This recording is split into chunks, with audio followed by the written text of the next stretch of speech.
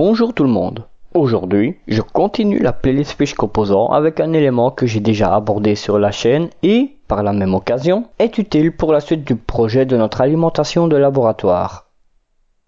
Ce composant peut être présent dans diverses applications, mais on le trouve le plus souvent dans les alimentations variables. Laissez-moi vous présenter le très célèbre, le polyvalent, l'incontournable LM317.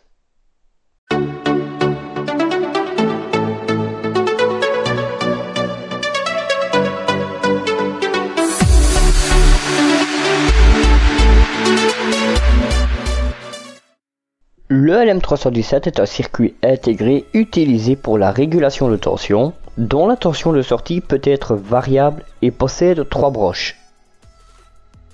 La tension appliquée sur sa broche d'entrée doit être comprise entre 4 et 40 volts.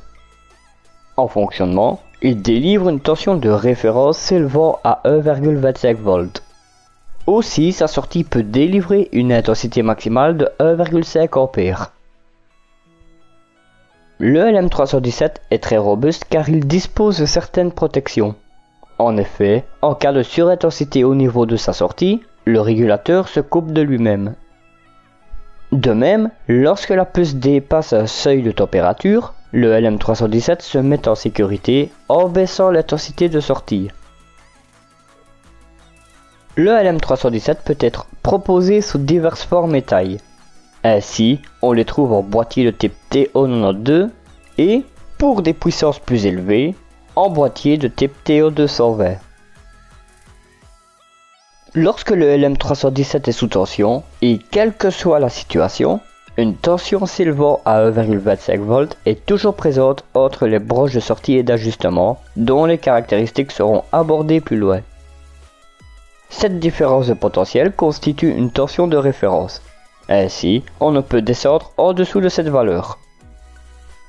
Pour plus d'informations sur les caractéristiques du LM317, je vous propose d'aller voir la vidéo que j'ai faite dont le lien se trouve en description. Voyons la description des broches.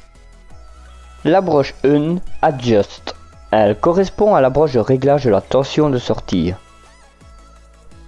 La broche 2 Output. Elle correspond à la broche de sortie, allant de 1,25 volts à 37 volts.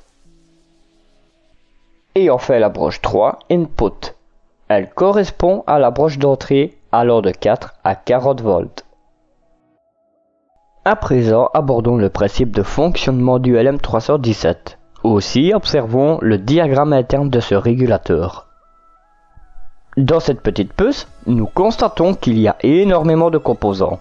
Ainsi, ce régulateur est composé de 26 transistors, 26 résistances ainsi que 3 diodes. Comme je l'ai expliqué au début, la tension minimale en sortie du LM317 s'élève à 1,25 volts.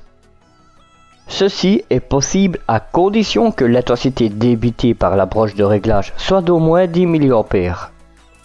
Pour y arriver, il faut placer une résistance qu'on aura préalablement calibrée grâce à la loi d'Ohm entre les broches de sortie et de réglage. Cependant, son fonctionnement est très simple. Pour une tension fixe présente sur sa broche d'entrée, le LM317 prend en charge différents niveaux de tension de sortie. Pour cela, il faut relier une résistance variable entre sa broche d'ajustement et la masse afin de contrôler le niveau de tension à sa sortie.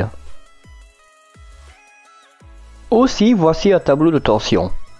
Celui-ci nous montre qu'en alimentant le régulateur avec une tension de 24 volts, la tension de sortie maximale s'élève à 21 volts et sa tension minimale à 1,25 volts. Pour une tension de 40 volts, la tension de sortie maximale s'élève à 37 volts et sa tension minimale à 1,25 volts. Enfin, pour une tension de 60 volts, la tension de sortie maximale s'élève à 57 volts et sa tension minimale à 20 volts. Ces tensions sont à titre d'exemple. On peut utiliser d'autres valeurs. Observons le schéma de principe incluant un régulateur de tension LM317. Celui-ci est utilisé dans sa fonction de base. Aussi, il est pourvu de protection à base de diodes. La tension d'alimentation s'élève à 12 volts. La tension de sortie sera relevée à l'aide d'un multimètre entre la sortie Out Plus et la masse. Lors de la mise sous tension, le courant se dirige vers l'entrée du LM317. Intérieurement, la puce se débrouille pour réguler cette tension d'entrée. Ainsi, en sortie, la tension est réduite. Sur la broche Adjust, il y a un potentiomètre de 5 kΩ. Celui-ci permet d'ajuster la tension de sortie du régulateur. Dans ce schéma, il y a deux diodes. Elles sont utilisées pour protéger le LM317. En effet, quand le circuit n'est plus sous alimentation, le condensateur C2 commence à se décharger. La diode D1 sert à diriger ce courant vers la broche d'entrée du régulateur. Sans celle-ci, le courant entrerait dans le régulateur par la broche Adjust.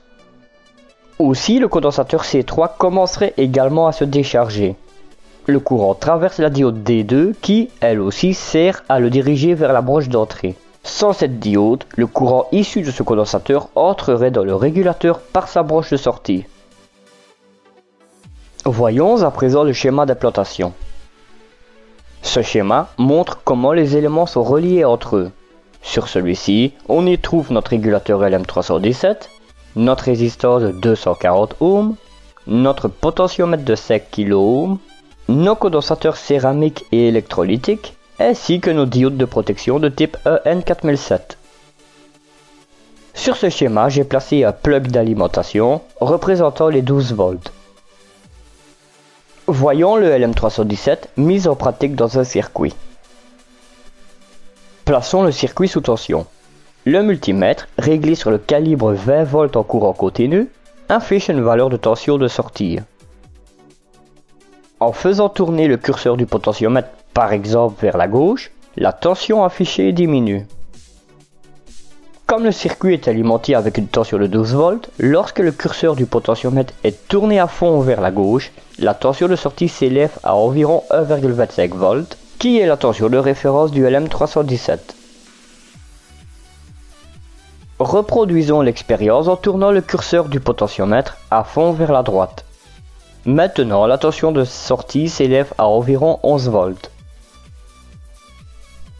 Cette expérience nous permet d'observer la fonction principale des régulateurs de tension ajustables. Ainsi, dans ce circuit, nous pouvons régler la tension de sortie dans une plage située entre 1,25 volts et 11 volts.